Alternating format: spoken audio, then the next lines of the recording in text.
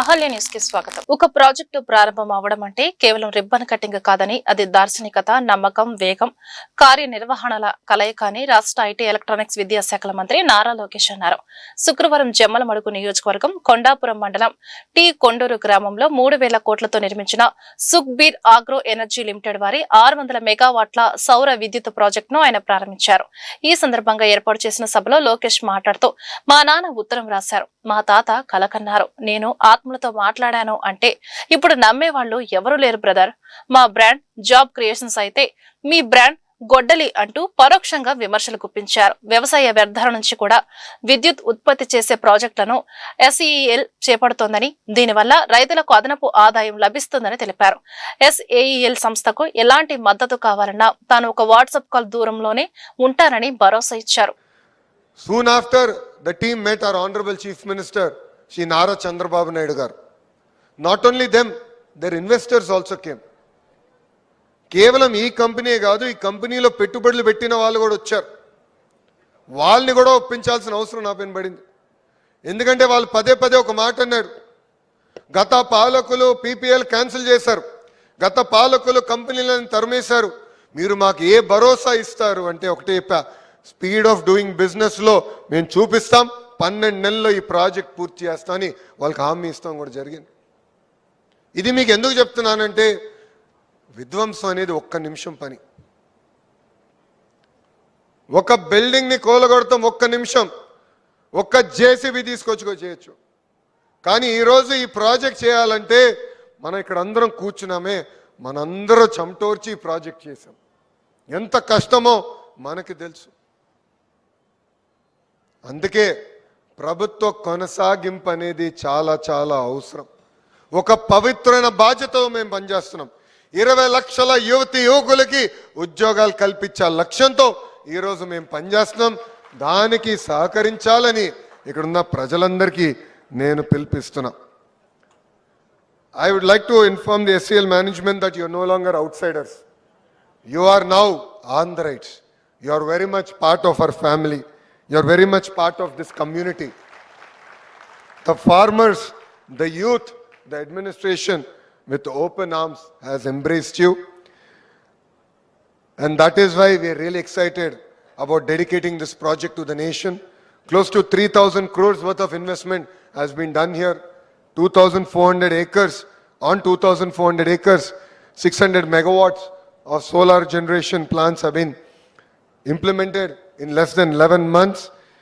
And this is a very new technology where close to 12 lakh advanced TOPCon bifacial solar modules have been installed and deployed here.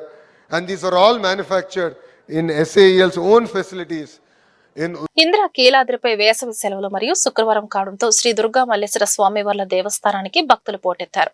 ఎండ తీవ్రత అధికంగా ఉన్నప్పటికీ అమ్మవారిని దర్శించుకునేందుకు వేలాది మంది భక్తులు క్యూ లైన్లలో బారులు తీరారు. ఈ రద్దీని దృష్టిలో ఉంచుకుని భక్తులకు ఎటువంటి ఇబ్బందులు కలగకుండా దేవస్థాన చైర్మన్ బొర్రా రాధాకృష్ణ మరియు ఇన్ఛార్జి ఈవో రంగారావు ప్రత్యేక శ్రద్ధ తీసుకున్నారు. భక్తుల రద్దీ అసాధారణంగా పెరగడంతో సాధారణ భక్తులకు త్వరితగతిన దర్శనం కల్పించే ఉద్దేశంతో ఉదయం 10 గంటల నుండి అంతరాలయ దర్శనాలను తాత్కాలికంగా నిలిపివేశారు. దీనివల్ల క్యూ లైన్ లో వేచి ఉన్న భక్తులకు అమ్మవారి దర్శనం వేగంగా లభించింది. ధర్మకర్తల మండలి సభ్యులు కూడా సామాన్య భక్తుల సేవలో నిమగ్నమయ్యారు. విజయవాడ ఇంద్రకీలాద్రిపై కొలువై ఉన్న శ్రీ కనకదుర్గమ్మ సన్నిధిలో శుద్ధ షష్ఠి తిథి సందర్భంగా నిర్వహించిన శ్రీ వల్లి దేవసేన సమేత సుబ్రహ్మణ్యేశ్వర స్వామి వారి కళ్యాణం అంగరంగ వైభవంగా జరిగింది.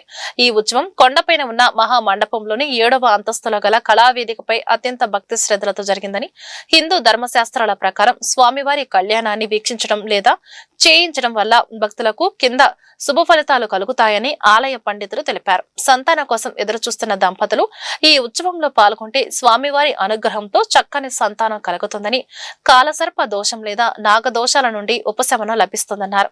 శారీరక రుగ్మతలు తొలగి బుద్ధి వికాసం, మానసిక ధైర్యం మరియు చేపట్టిన పనుల్లో విజయం సిద్ధిస్తాయని చెప్పారు.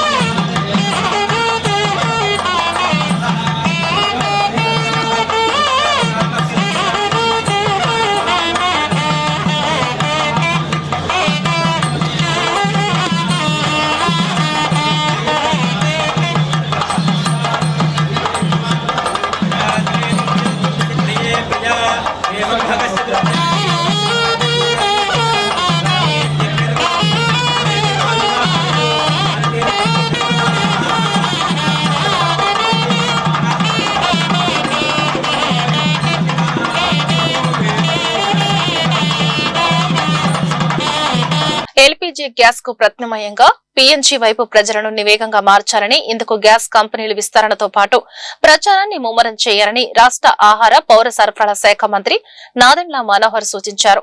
పీఎన్జీ గ్యాస్ విస్తరణపై సచివాలయంలో వివిధ శాఖల అధికారులు, గ్యాస్ కంపెనీల ప్రతినిధులతో ఆయన ప్రత్యేక సమీక్ష నిర్వహించారు. ప్రజలకు వంట గ్యాస్ విషయంలో ఇబ్బంది కలగకూడదన్నదే ప్రభుత్వ లక్ష్యమని మంత్రి నాదెండ్ల మనోహర్ స్పష్టం చేశారు.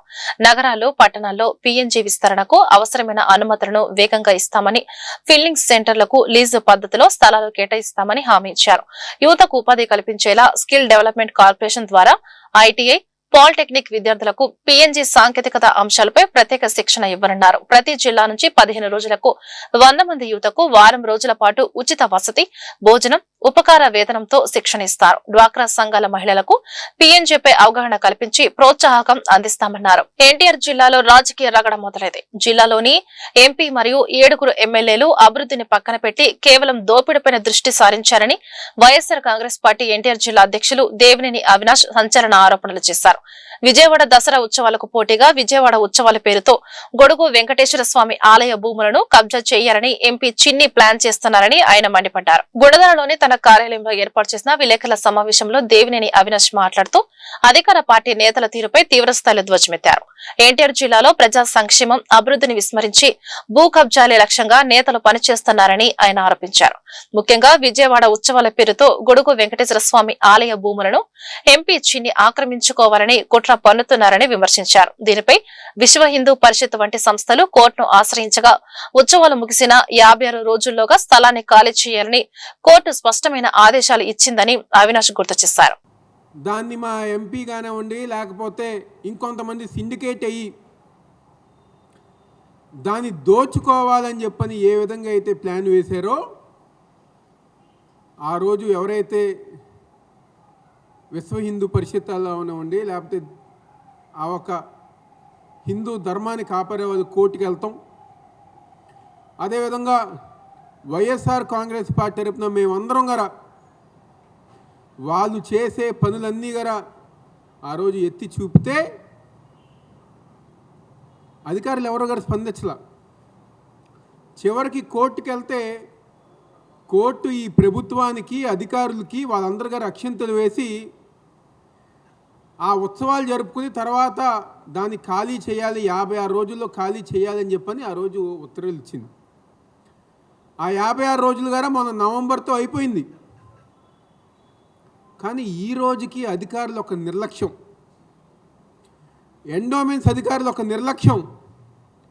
ఈ రోజుకి ఆ భూమిలో ఇది ఎండోమెంట్ సంబంధించిన భూమి, వెంకటేశ్వరకి సంబంధించిన భూమి అని చెప్పని బోర్డు కూడా పాత లేదని చెప్పిన సందర్భం చెప్పుతుంది. ఏదైతే ఆ రోజు ఉత్సవాల పేరుతో అక్కడ హోటల్ కట్టాలనుకున్నారో, లేకపోతే రిక్రియేషన్ సెంటర్లు కట్టాలనుకుని ఆ ఒక మట్టి తోలారో, ఈ రోజుగా ఆ మట్టి గారు తొలగించకుండా ఇంకా ఆ కబ్జా చేస్తానికి ప్రయత్నించే వాళ్ళకి ఈరోజు ఎండోమెంట్స్ డిపార్ట్మెంట్ కానివ్వండి, జిల్లా యంత్రాంగం పూర్తిగా సహకరిస్తానని చెప్పి ఈరోజు వైఎస్ఆర్ కాంగ్రెస్ పార్టీ తరఫున మేము అందరంగా తెలియజేస్తున్నాం. నిజంగా జిల్లా అధికారులకి చిత్తశుద్ధి ఉంటే, ఎండోమెంట్స్ అధికారులు కనుక చిత్తశుద్ధి ఉంటే వెంటనే దాంట్లో బోర్డు ఏర్పాటు చేయాలని చెప్పి ఈరోజు వైఎస్ఆర్ కాంగ్రెస్ పార్టీ తరఫున మేము అందరంగా డిమాండ్ చేస్తున్నాం. అంటే ఏం చేద్దాం అనుకుంటున్నారు?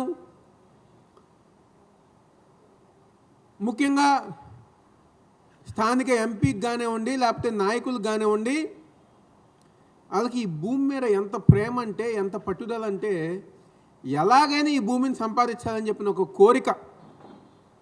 బహుశా ఆ పట్టుదల కనుక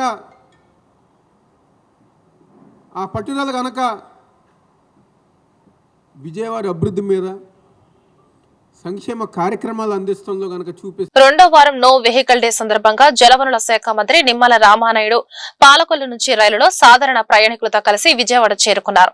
అనంతరం రామవరపాడు రైల్వే స్టేషన్ నుంచి మంగళగిరి కేంద్ర పార్టీ కార్యాలయం వరకు సుమారు 18 కిలోమీటర్లు సైకిల్ తొక్కారు. వరుసగా రెండో వారం కూడా నో వెహికల్ డే సందర్భంగా మంత్రి నిమ్మల సైకిల్ పై ప్రయాణించారు. తాడేపల్లి దగ్గర టీడీపీ రాష్ట్ర అధ్యక్షులు పల్లా శ్రీనివాస్ మంత్రి నిమ్మలకు స్వాగతం పలికారు. అక్కడి నుంచి ఇద్దరు ఒకే సైకిల్ పై పార్టీ కార్యాలయానికి చేరుకున్నారు. ఈ సందర్భంగా మంత్రి నిమ్మల మాట్లాడుతూ జగన్ పై తీవ్ర విమర్శలు చేశారు. జగన్ ఒక పిచ్చి తుగ్లక్ అని, అధికారం కోసం ఎంతకైనా తెగిస్తాడని ఆరోపించారు. హత్య రాజకీయాలు జగన్ కు అలవాటని, అమరావతిలో జరుగుతున్న పనులు చూసి భయంతోనే అమరావతిపై విషం కక్కుతున్నారన్నారు. జగన్మోహన్ రెడ్డి గారి మాటలకి విలువ లేకుండా ఈరోజు ఆంధ్రప్రదేశ్ రాష్ట్రంలో, ఎందుకంటే ఆ రోజు ప్రతిపక్షాల్లో ఉన్నప్పుడు నేను రాజధానిని ఆహ్వానిస్తున్నాను, అమరావతిని ఆహ్వానిస్తున్నాను, రాజధాని 30,000 ఎకరాల పైబడి ఉండాలని చెప్పింది జగన్మోహన్ రెడ్డి ఆ రోజు అసెంబ్లీలో. మళ్ళీ అధికారంలోకి రావడానికి ముందు, ఎన్నికల ముందు 2019 ఎన్నికల ముందు కూడా నేను మగాడిని, నేను ఇక్కడే ఇల్లు కట్టుకున్నాను అమరావతిలో, ఒక్క అంగుళం కూడా అమరావతి కదలదు అని చెప్పింది ఆయన. మరి ఎన్నికలు అయిన తర్వాత 151 సీట్లు ఇచ్చిన తర్వాత ఆయన మాట తప్పి మడమ తిప్పి అమరావతి కాదు 3 ముక్కలు అన్నాడు. ఓకే, పోనీ మీరు 3 ముక్కలు అన్నారు. మీరు 3 ముక్కల్లో ఎక్కడైనా ఒక ఇటుక ముక్క పెట్టారా? 5 సంవత్సరాలు ఒక ఇటుక ముక్క పెట్టకుండా రాజధాని లేకుండా రాష్ట్రాన్ని చేసి మళ్ళీ ఈరోజు 11 సీట్లకి పరిమితమై ప్రతిపక్ష హోదా కూడా రాకుండా పోతే ఇప్పుడు మావిగా అని చెప్తూ ఉంటే ప్రజలు నవ్వుకుంటూ ఉన్నారు. అంటే మచిలీపట్నంలో మా తీసుకోండి, విజయవాడలో వి తీసుకోండి, గుంటూరులో జిఎన్ గన్న తీసుకోండి అని అసలు మీరు చెప్పినటువంటి విధానం, మీరు చెప్పినటువంటి ఆ మావిగారిని చెప్తూ ఉంటే ఇటువంటి వ్యక్తి 5 సంవత్సరాలు ముఖ్యమంత్రిగా ఉన్నాడు ఈ రాష్ట్రానికి, ఇటువంటి వ్యక్తి ఒక పార్టీకి అధ్యక్షుడిగా ఉన్నాడా అని చెప్పి ఈరోజు ప్రజలు కూడా మరి ఆలోచించుకునేటువంటి పరిస్థితి వచ్చింది. అంటే ఇటువంటి తొక్కులకు ఆలోచనలు అనేవి ఈ ప్రపంచంలో ఒక జగన్మోహన్ రెడ్డికి మాత్రమే వస్తాయి. అంచేత ఇటువంటి జగన్మోహన్ రెడ్డి చెప్పేటువంటి మాటలన్నింటినీ కూడా ఒక జోక్ మాదిరిగానే తీసుకుంటున్నారు తప్ప ప్రజలు ఎక్కడ కూడా దాన్ని సీరియస్గాను పరిగణించినటువంటి పరిస్థితి మనందరం కూడా చూస్తూ ఉన్నాం. రేపటి భవిష్యత్తులో ఇలాంటి ఆలోచనతోటే నువ్వు పోతే, నువ్వు ప్రజలు బుద్ధి చెప్పినా కూడా నువ్వు మారకపోతే రేపు భవిష్యత్తులో ఆ 11 సీట్లు కాదు కదా, ఆంధ్రప్రదేశ్ రాష్ట్రంలోనే వైఎస్ఆర్సీపీ పార్టీ కనుమరుగయ్యేటువంటి పరిస్థితి. ఇప్పటికే నీ పార్టీ విధానాలు చూసి, నీ సిద్ధాంతాలు చూసి ప్రజలు భయపడుతూ ఉన్నారు. రేపు మళ్ళీ అధికారంలోకి వస్తే ఇంతకంటే ఎక్కువ అభివృద్ధి చేస్తాం, ఇంతకంటే ఎక్కువ సంక్షేమాన్ని అందజేస్తామని ఎవరైనా చెప్తారు. కానీ నువ్వేం చెప్తూ ఉన్నావు? రేపు అధికారంలోకి వస్తే రప్ప అంటూ ఉన్నావు. రేపు అధికారంలోకి వస్తే గంగమ్మ జాతరలో పొట్టేళ్లను నరికినట్టుగా నరుకుతానంటూ ఉన్నావు. మరి ఇప్పుడే నువ్వు గొడ్డళ్లతో మరి మోటార్ సైకిల్ మీద వీరాంగం చేస్తూ ఉన్నారు నీ నాయకులు, నీ కార్యకర్తలు.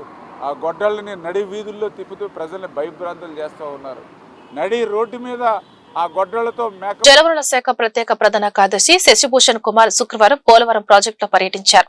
స్పిల్వే, కాఫర్ డ్యాములు, డైఫ్రమ్ వాల్, ఫిష్ లాడర్ తో పాటు ఈసీఆర్ఎఫ్ డ్యాం పనులను క్షుణ్ణంగా పరిశీలించారు. గురువారం రాత్రి పోలవరం ప్రాజెక్టు అతిథి గృహంలో బస చేసిన శశిభూషణ్ కుమార్ శుక్రవారం ఉదయం పర్యటన ప్రారంభించారు.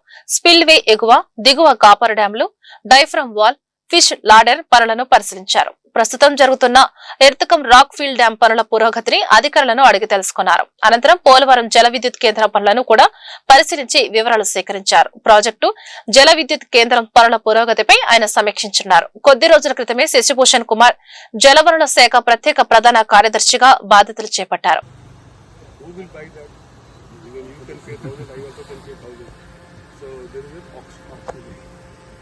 Auction, it happened actually. 20,000. So last year auction, I ate. Who got the fish? CMO lo unnadu. He was selected.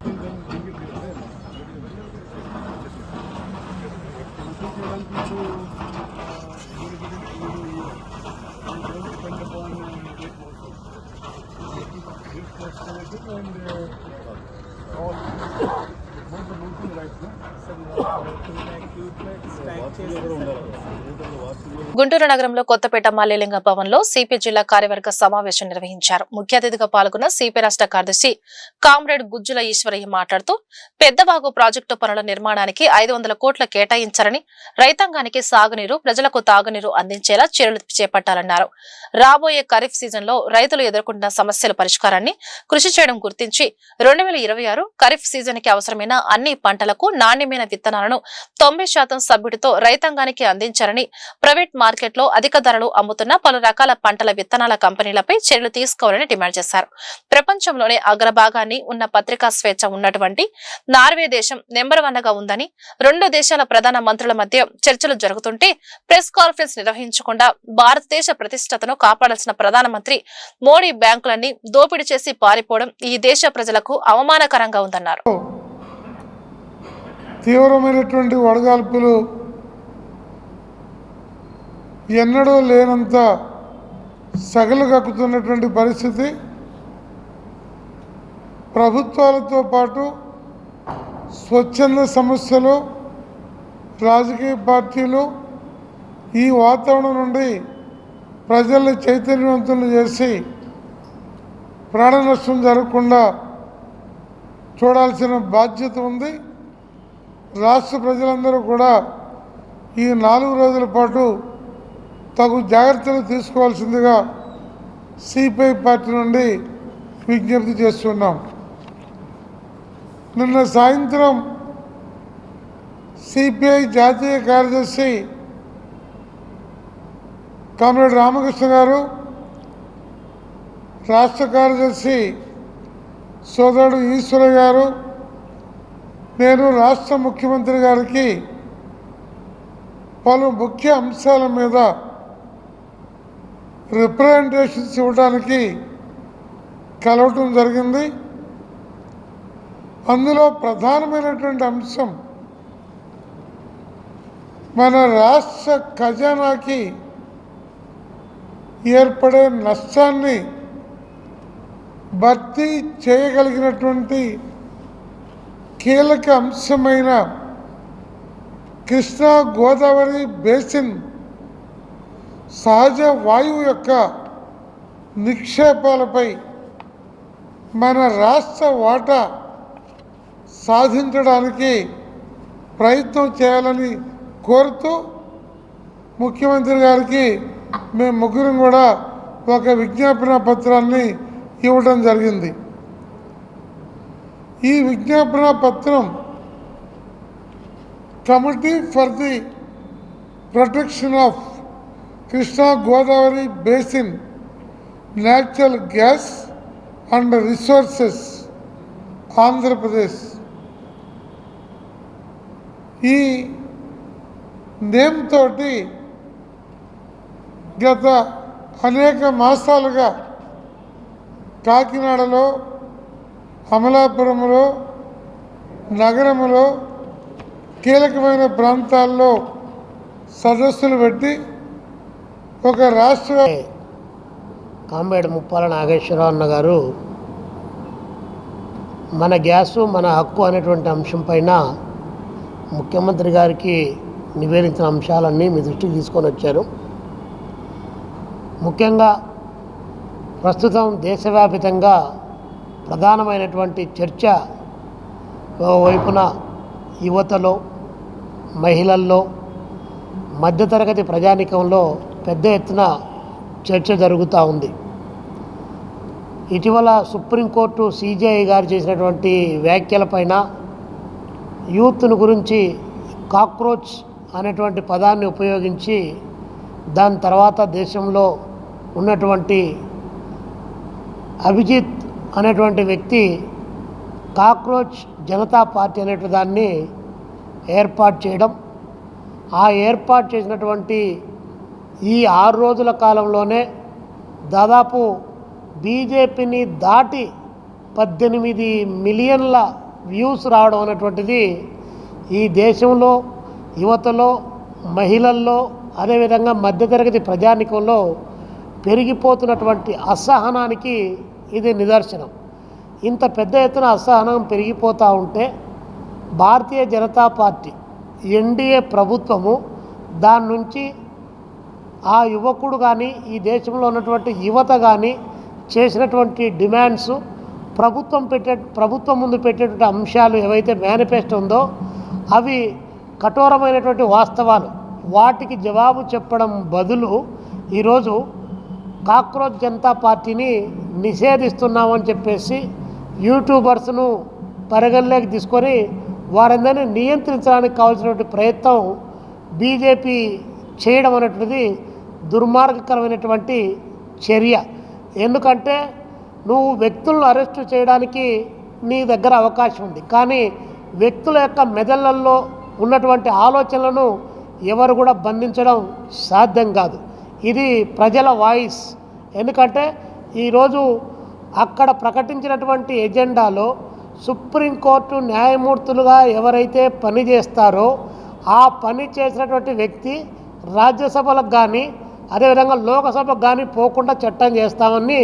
ఒక నెల ఒక నియోజకవర్గం 4 సందర్శనలు మొదటి కార్యక్రమం గుంటూరు జిల్లా పత్తిపాడు నియోజకవర్గం పత్తిపాడు మండలం తిక్కిరెడ్డిపాలెంలో శుక్రవారం ప్రారంభమైంది. జిల్లా కలెక్టర్ సీఎం సాయికాంత్ వర్మ, పత్తిపాడు శాసనసభ్యులు డాక్టర్ బూల రామాంజనేయులు ఈ కార్యక్రమంలో పాల్గొని ప్రజల నుండి అర్జీలను స్వీకరించారు. ఈ కార్యక్రమం నిర్వహించాలని రాష్ట్ర మంత్రి ఇటీవల జరిగిన జిల్లా కలెక్టర్ సమావేశంలో ఆదేశించిన సంగతి తెలిసిందే.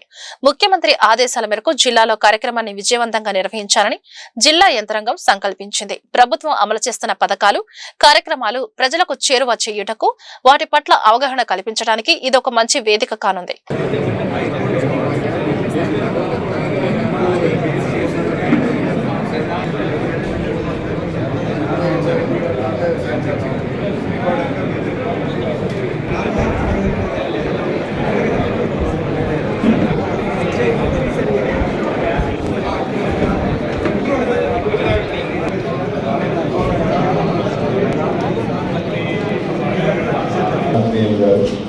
అదేవిధంగా ఇక్కడికి విచ్చేసిన జిల్లా అధికారులు, ఈ ప్రతిపాడు నియోజకవర్గం నుంచి వచ్చిన ప్రజలు, మీడియా మిత్రులు అందరికీ కూడా నమస్కారం అండి. అయితే సాధారణంగా అధికారులు మేము రూల్స్ అవి చూపించుకొని మనము ఒక ఇబ్బంది నుంచి బయటపడే మార్గం వెతుకుతాం. అయితే ఇక్కడ మన ఎమ్మెల్యే గారు ఆల్రెడీ అధికారి హోదాలో ఇదే జిల్లాకి కలెక్టర్గా చేసి రావడం వల్ల ఆయన ప్రిపరేషన్ చూస్తుంటే మాకే భయంగా ఉంది. ఆ లెవెల్లో ప్రిపేర్ అయ్యి వచ్చారు మన ఎమ్మెల్యే గారు.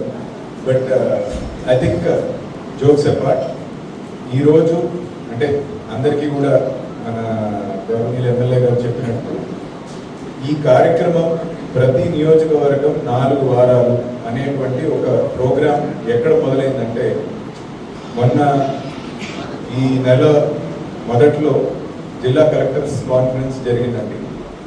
అక్కడ అంటే ఈ పబ్లిక్ ఇష్యూస్ ఎలా వస్తున్నాయి, గ్రీవెన్సెస్ ఏ విధంగా మెరుగుపరచచ్చు, క్వాలిటీ ఆఫ్ డిస్పోజల్ అంటే వచ్చే అర్జీదారులు సాటిస్ఫాక్షన్తో తిరిగి వెళ్ళేటట్టు ఏ విధంగా చేయొచ్చు అనే దాని మీద డిస్కషన్ జరుగుతున్నప్పుడు ఈ ఆలోచన సీఎం గారు ప్రతిపాదించడం జరిగింది. ఏంటంటే ఒక నియోజకవర్గం తీసుకొని ఇటు పబ్లిక్ రిప్రజెంటేటివ్, ప్రజల చేత ఎన్నుకోబడినటువంటి ఒక ప్రజానాయకులు, అదేవిధంగా ఇంకో పక్కన ఆ జిల్లాకి సంబంధించిన కలెక్టరు మరియు అందరూ జిల్లా అధికారులు, ఆ కాన్స్టిట్యున్సీ అధికారులు, మండల స్థాయి అధికారులు అందరినీ కూడా ఒక ప్లాట్ఫామ్లో తీసుకొచ్చి ప్రతి గ్రీవెన్స్ని కూడా అక్కడికక్కడే అంటే సాధారణంగా మనకి జిల్లా స్థాయిలో గ్రీవెన్స్ జరిగినప్పుడు లేదంటే మండల స్థాయి జరిగినప్పుడు సాధారణంగా ఏమవుతుందంటే వి ఎండోర్స్ టు మనం కింద వారికి అర్జీని పంపించేసి అక్కడితో మనం దాన్ని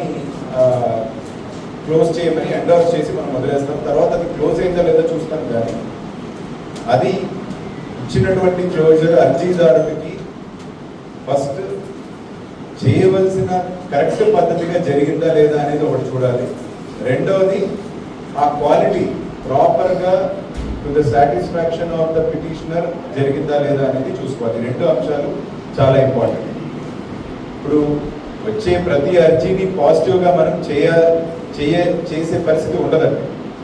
ఇప్పుడు ఒకరిద్దరు ఇందాక మన ఎమ్మెల్యే గారు చెప్పినట్టు ఒక ఇద్దరు వ్యక్తుల మధ్య ఏదైనా తగాదం ఉండొచ్చు, భూ వివాదం ఉండొచ్చు, ఫ్యామిలీలోనే డిస్ప్యూట్ ఉండొచ్చు. ఇటువంటివి గుంటూరు జిల్లా వేమూరు మండలం ఎంపీడీఓ కార్యాలయంలో వేమూరు నియోజకవర్గ ప్రజల సమస్యల పరిష్కారానికి ప్రత్యేక ప్రాధాన్యతనిస్తూ జిల్లా స్థాయి మీకోసం ప్రజా ఫిర్యాదుల పరిష్కార వ్యవస్థ కార్యక్రమం ఘనంగా నిర్వహించబడింది. మాజీ మంత్రి మరియు వేమూరు ఎమ్మెల్యే నక్కా ఆనందబాబు ఆధ్వర్యంలో నిర్వహించిన ఈ కార్యక్రమానికి బాపట్ల జిల్లా జాయింట్ కలెక్టర్ ముఖ్య అతిథిగా హాజరై ప్రజల నుండి నేరుగా వినతి పత్రాలు స్వీకరించారు. వేమూరు నియోజకవర్గ పరిధిలోని అన్ని మండలాల ప్రజలు పెద్ద సంఖ్యలో హాజరై తమ సమస్యలను అధికారుల దృష్టికి తీసుకొచ్చారు. భూ సమస్యలు, పింఛన్లు, రేషన్ కార్డులు, సాగునీటి సమస్యలు, రోడ్లు, డ్రైనేజీలు, విద్యుత్ గృహ నిర్మాణాలు, ఆదాయ మరియు కుల ధృవపత్రాలు, రైతులకు సంబంధించిన సమస్యలు, విద్య మరియు వైద్య సేవలకు సంబంధించిన అర్జీలు సహా వివిధ శాఖలకు సంబంధించిన వినతులను ప్రజలు సమర్పించారు. ఈ సందర్భంగా జాయింట్ కలెక్టర్ గారు మాట్లాడుతూ ప్రజల నుంచి వచ్చిన ప్రతి అర్జీని అత్యంత ప్రాధాన్యతతో పరిగణించి సంబంధిత శాఖల అధికారులు వెంటనే స్పందించి పరిష్కారానికి చర్యలు చేపట్టాలని ఆదేశించారు. 24 hours శాంక్షన్ ఉందన్న. కరెంట్ ఏం పద్దాకి ఇబ్బంది అవుతుంది, పోతా ఉంది. గాలి వేయగానే కరెంట్ గాలి వేయగానే పద్దాకి పోతా ఉంది. కరెంట్ ఇప్పుడు పద్దాక నైట్ లెవెల్ బాగా విపరీతంగా పోతుంది. అసలు 24 hours శాంక్షన్ అయ్యి ఉంది. ఆ వర్క్ జరగదు. ఆల్రెడీ ఫామ్ చేసి వాళ్ళు ఇచ్చినటువంటి అప్లికేషన్లు ఏ స్టేజ్లో ఉన్నాయి, ఏ స్టేజ్లో ఏది పరిష్కారం అయింది అనేది దాన్ని రెగ్యులర్గా మానిటర్ కూడా చేస్తూ ఉన్నాం. కాబట్టి ఎక్కువ ఫలితాలు ఈ విధానం వల్ల మనం చూస్తూ ఉన్నాం. కాకపోతే ఇంకా కొంతమంది అధికారులు ఏం చేస్తున్నారంటే సమస్య పరిష్కారం కాకుండా కూడా అది పరిష్కారం అయిపోయినట్టుగా చూపించి ఆ డిస్పోజ్ చేయడానికి, ఆ ఫైల్ క్లోజ్ చేయడానికి కొంతమంది అధికారులను చూపిస్తా ఉన్నారు. దయచేసి ఆ పనులు చేయదు. ఇప్పుడు రెగ్యులర్ గా జరుగుతున్న పీజీఆర్ఎస్ తోడు ఈ రోజు జరుగుతున్నటువంటి పీజీఆర్ఎస్ కి ప్రత్యేకత ఉంది. ఇటీవల ముఖ్యమంత్రి చంద్రబాబు నాయుడు గారు గౌరవ కలెక్టర్ కాన్ఫరెన్స్ లో తీసుకున్నటువంటి నిర్ణయం ఒక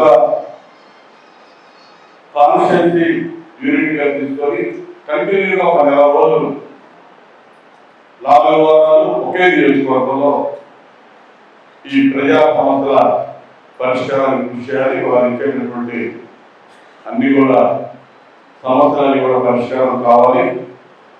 దాని మీద ప్రత్యేకమైన దృష్టి పెట్టాలనే ఉద్దేశంతో ఈ ప్రోగ్రాం ముఖ్యమంత్రి గారు ఇచ్చారు.